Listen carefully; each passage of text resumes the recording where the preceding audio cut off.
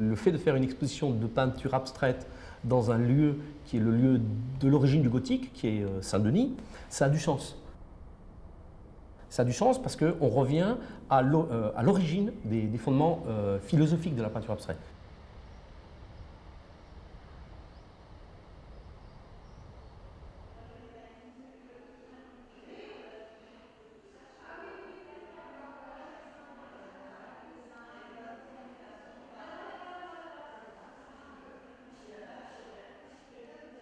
Dans ce cloître, ces peintures, à la manière d'un chemin de croix, disent dans la lumière qu'il se passe quelque chose qui n'est pas simplement de l'ordre de la forme.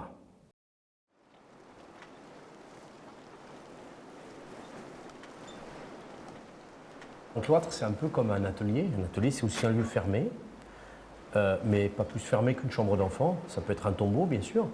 Mais quand l'enfant s'enferme dans sa chambre pour jouer, il négocie en fait un rapport avec la réalité. Mon travail se situe entre donc, des souvenirs d'enfance qui affleurent dans ce lieu qui est l'atelier et une histoire qui est une histoire plus collective, donc entre une histoire personnelle et une histoire collective.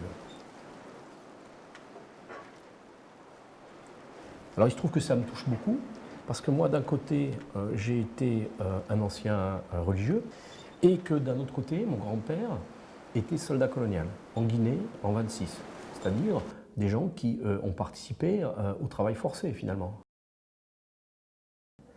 Donc d'un côté le monde des bourreaux, la colonisation, et de l'autre ce monde de la couleur des années 30. La couleur et cheminement, l'histoire et cheminement. Est-ce que ce cheminement qu'il y a dans la couleur et ce cheminement qu'il y a dans l'histoire ont quelque chose à se dire? Alors il faut savoir que Saint-Denis, c'est le lieu où a eu en Occident la première esthétique de la lumière, par un abbé qui s'appelait Suger.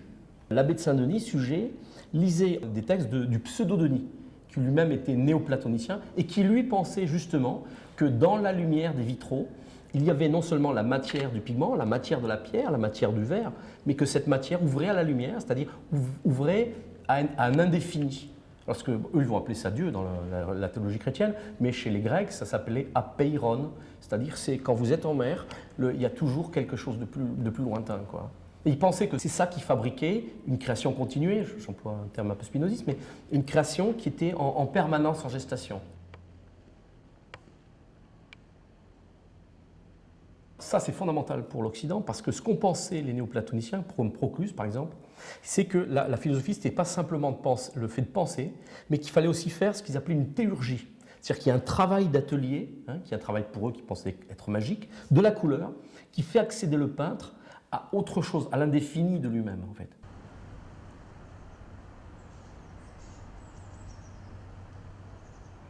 Dans les années 30, quelqu'un comme Sonia Delaunay, ce modèle, c'est des couvertures, les premières couvertures qu'elle fait pour son gamin, qui vont donner la peinture abstraite de Robert.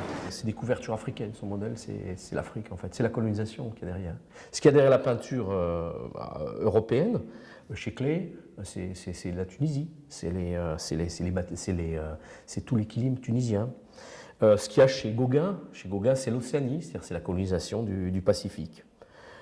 Chez Matisse, c'est les danseuses qui dansent pour les Blancs. Et elles sont rouges parce qu'elles ont la peau noire.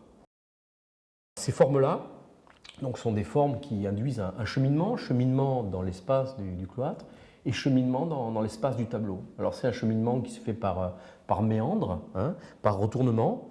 Pourquoi? Parce que ce sont des images qui sont constituées à partir, par exemple pour cette peinture-là, d'éléments de Kalachnikov. Vous voyez, c'est une Kalachnikov qui a été démontée pour pouvoir être transportée et remontée en peinture. Dans chacun des petits cadres, comme un petit cercueil, j'ai mis ces Kalachnikov démontés qui permettent de comprendre l'origine des formes. Alors donc là, c'est une espèce de cœur qui est formé par une double bouche de rafale marine. Donc le Rafale marine, c'est l'avion de la colonisation. Les troupes de marine, c'était les troupes coloniales qui existent encore. On est le seul pays au monde à avoir encore des troupes coloniales. Ça se rappelle les troupes d'infanterie de marine en France.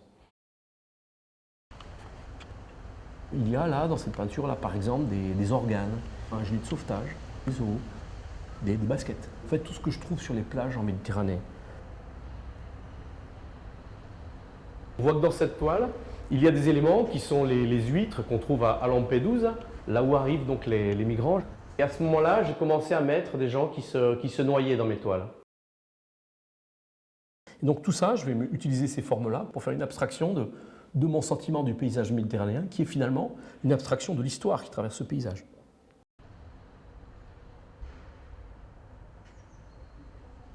À quoi sert l'abstraction? C'est pas de la décoration, c'est quelque chose, vous prenez même la non-objectivité chez Malevich, c'est quelque chose qui mélange des préoccupations, 1, métaphysiques, 2, politiques.